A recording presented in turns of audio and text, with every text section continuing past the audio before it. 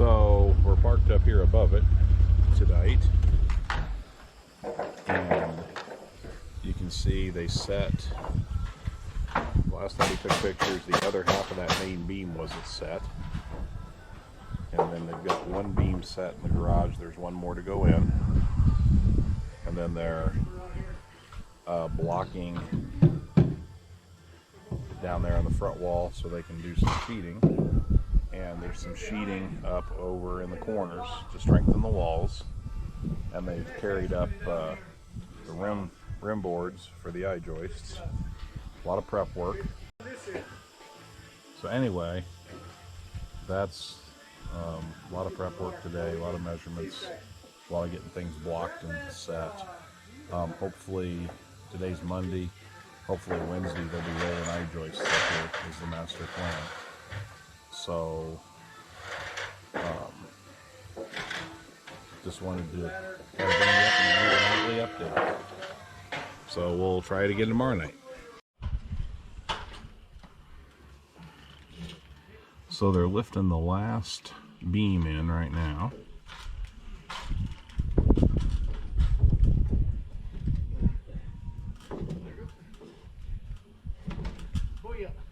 Good? Okay, now we gotta do your end. Okay. I can honestly pick this straight up and you can nail it. I guess, yeah. You made that look so easy. You guys made that look too easy.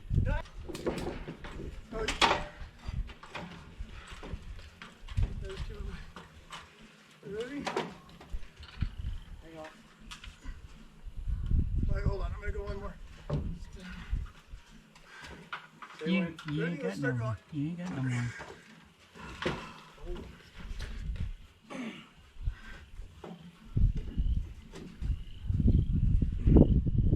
You good? Up, yep.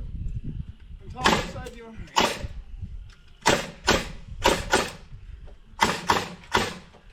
Beautiful. Told you I was gonna pick it out.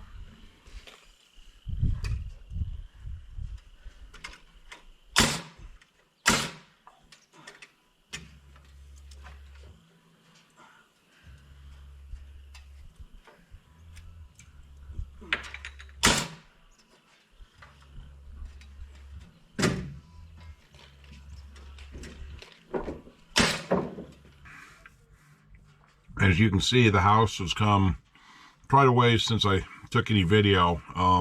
We've had a couple of late nights. I was in training one day and didn't get back till after dark with the day job, things of that nature.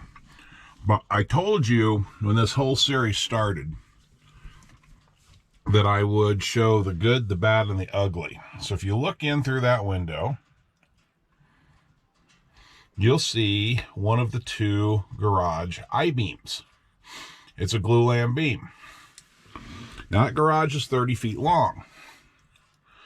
So none of us noticed. My framer didn't notice, I didn't notice, and the guy who sold me the beams didn't notice.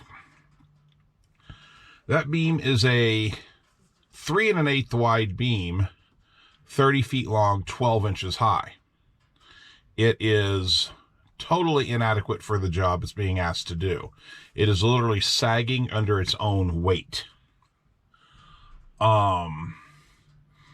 The lumberyard misfigured the beams. Nobody noticed till they were installed.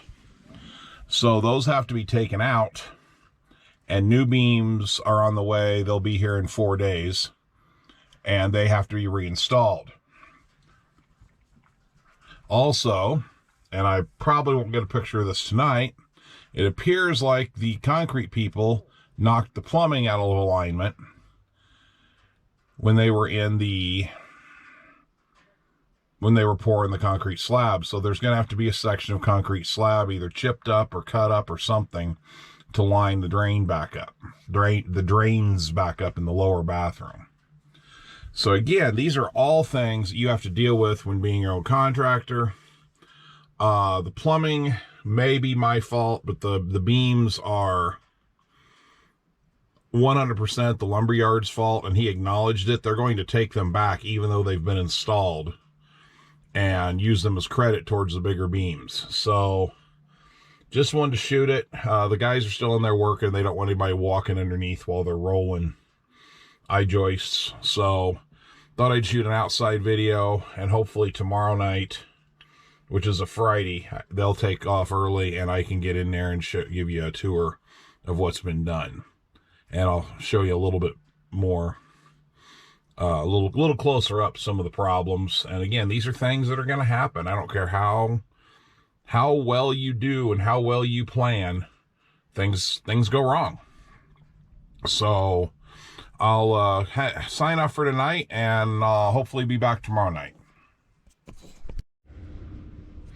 Hey guys, I want to welcome you back here to Be Your Own Contractor series. I wanted to show you, this plumbing had been shifted somehow during assembly. So we had to cut this out. This is not uncommon during the building process, especially when you're dealing with stuff on a concrete slab. So we have to move this plumbing. So we had this concrete cut out today. So I want to walk you out here to the front. Oh, minor little detail. The pressure switch gave up on the air compressor, so I had to order a new one of those. So we're running on a small air compressor right now, or a small air compressor. So we had these piers set out here. That's for what will eventually be the deck. Those were done today. I didn't get video of the concrete because I was on a materials run. I didn't get video of the concrete being done. So you might see it's a little darker in here. And I'll take you up here in a little while and show you what's going on up top. The floor is on completely. And this took a day and a half for them to fully sheet this floor. Now, there's a reason I'm bringing that up. In town here is a building that's approximately half this size. They have been working on since the 1st of March. Now, I will be the first to admit that they had to frame all 4 walls, whereas one of my walls was poured, 1.5 of my walls was poured. They just started setting upstairs walls today. And my crew has been on the job as of today. It's the start of the 3rd week. They've been here 2 weeks and a day, and we missed 2 days due to 2.5 days due to inclement weather. You can see we still have water here on top of the concrete pad. I'm going to start cleaning out the vault where we've been storing materials here. And that's this weekend. The only thing I can really do that I need to do is gas line. So I'm going to run.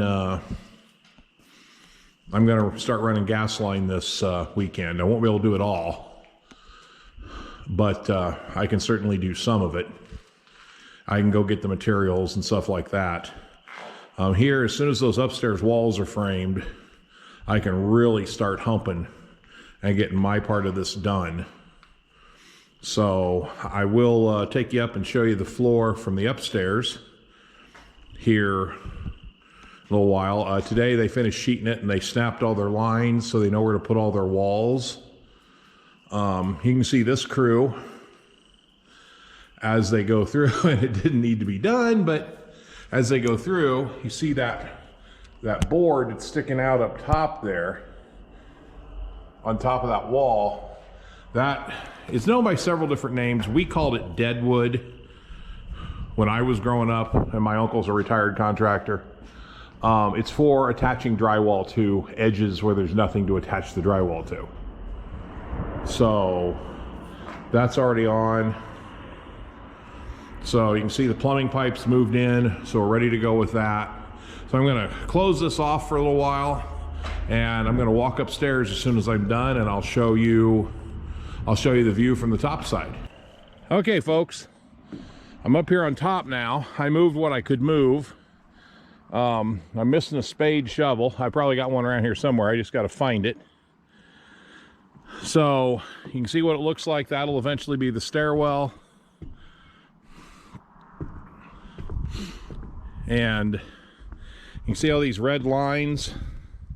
They're snapped. They put down their walls. I think there's one that has to move. I will talk to them about, but we're in what will be our family room here. This will be an office. This will be a guest bedroom. This is only a 2-bedroom home. This is a guest bath. We're into the dining room, kitchen, family room combination here.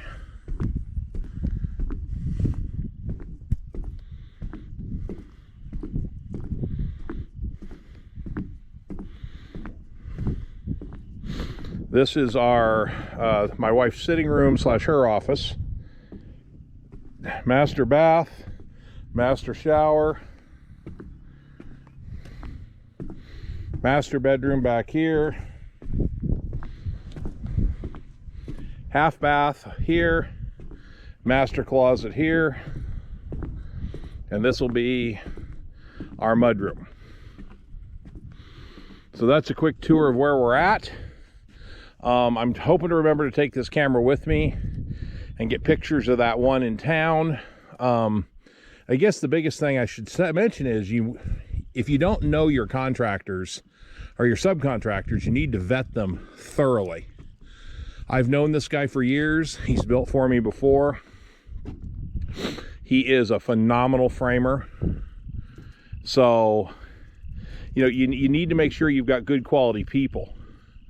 I'm into this thing for a little over 2 weeks, and you see how far we've come with a crew of 3. The one in town with a crew of 3, they're working on 3 months, and they're just this far along. So, new beams are coming tomorrow. I showed you earlier in this video where the beams were wrong. I'm probably going to shoot that video and get of them getting unloaded tomorrow. And that will be probably the end of this video update, and we'll get that posted for you. So for now, I'll sign off for tonight, and I'll try to get you that video of the beams being unloaded and swapped out tomorrow. Okay, so here we go. We're swapping out the incorrect beams for the correct beams. See, hanging on the front of the forklift there are the 2 3 1/8 wide by 12 high by 30-foot long beams that they originally sold me. And on the trailer are 2 5 1/8 by 18-inch high by 30-foot long that they should have sold me. So they did admit to the mistake, so the delivery's free. I just had to pay the difference, which was a substantial difference. Okay, I thought I'd bring you back. They've lifted the smaller beams back onto the truck. The rest of that delivery's not mine, just we're just swapping out 2 wrong beams for 2 correct beams.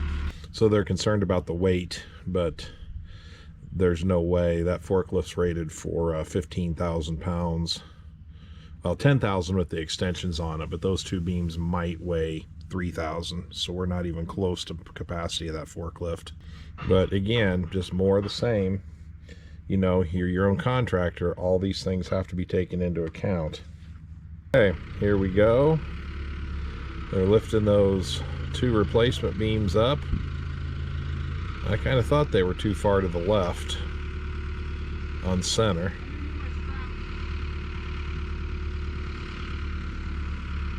Yep, they're going to set them back down and reposition the strap. The reason we're strapping them and not using the forks is because the driveway got put in when I wasn't here, and I wanted the driveway to be 20 feet from the corner of the barn here, and the driveway is 4 feet from the corner of the barn. So once again, You know, it's all things that you have to stay on top of, because people will do what's easiest for them if you're not here to tell them no.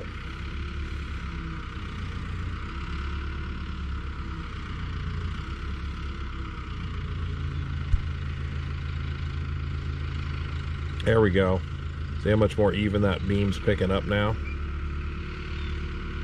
But see, this way they can turn those beams around down the side of the forklift, and it can carry them back to the building site and miss everything on the corner of this barn. And if you check out my last video, you'll see where I showed lifting these in to place with wall jacks, and or what, not these but one like it, and you'll see that they you know what they did to get them in place, and they'll do the same thing here to get these two up into place. There you can see there's a nice end shot of those two beams. You can see how much bigger they are, how much more sturdy.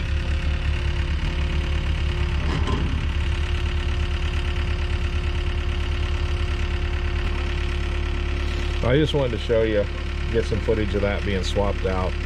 So we're good to go there, and I still want to go into town and get you some footage of the other building that's right about at the same stage mine is, and show you the difference in a quality contractor.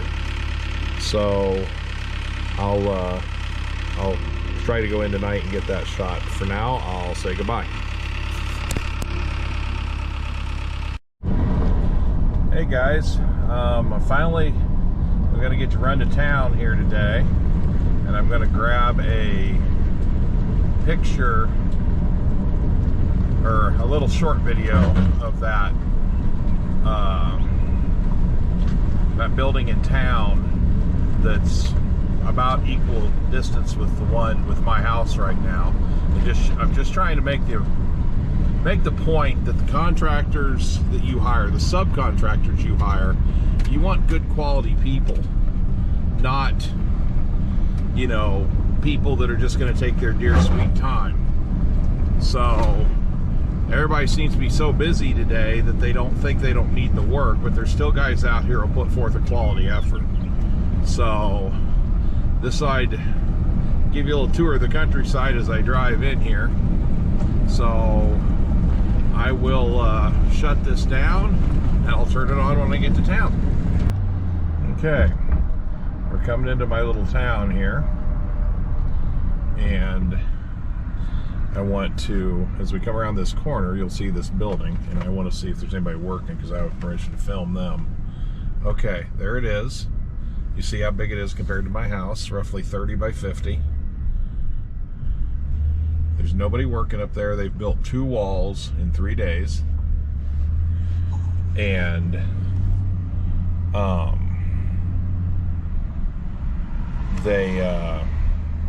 there's nobody up there working now.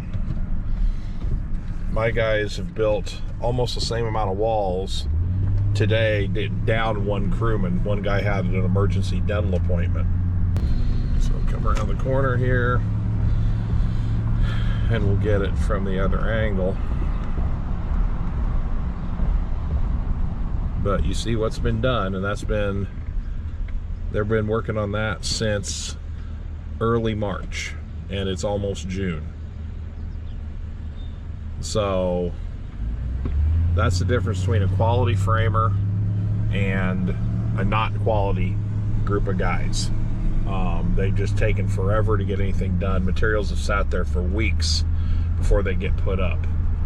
So I just wanted to show you that, and I'm going to end this video now. I want to thank you for watching, and we'll keep taking videos as things progress.